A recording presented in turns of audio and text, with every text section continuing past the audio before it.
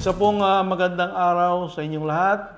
Ang pagbati po ng pamahalaan lokal ng Brooks Point sa ating pong mga delegasyon na kinabibilangan po ng mga magigiting nating manlalaro, trainers, coaches, medics, lahat-lahat na po ng buo ng delegasyon ng bayan ng Brooks Point. Ang suporta po namin sa inyo mula po sa akin, Mayor June Benedito, kasama po si Vice Mayor Feliciano, Konsyal Sara Jane Crespo Abon, Konsyal Tad Balian, Konsyal Kil Rodriguez, Konsyal Nathan Lacanilao, Konsyal Bong Perares, Konsyal Lagrada, Konsyal Kulili, Konsyal Dugasan, at yung ating pong Liga President Jadja, yung ating pong IPMR Neri Pacaldo, at sa ating pong Sangguniang Kabataan Federation President SK Sispeñe.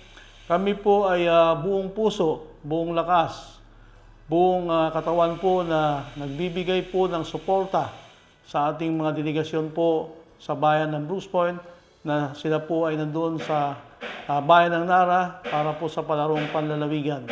Kayo po ituturing namin ng mga batang bayani sapagkat ang pinuntahan po nyo dyan ay hindi po para sa sarili lamang ninyo.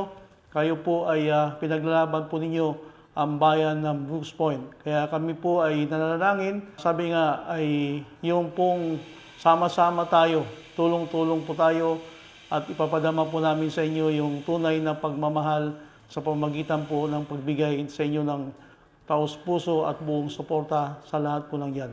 Maraming salamat po at sa mga magulang po ng ating mga manlalaro ng mga kabataan, maraming salamat po at pinayagan po ninyo yung inyong mga anak para po ipaglaban at dalahin ang bayan ng Brooks Point doon po sa palarong panlalawigan sa bayan po ng Nara. Muli po, pagpalain tayo ng pong may kapal. Maraming salamat po.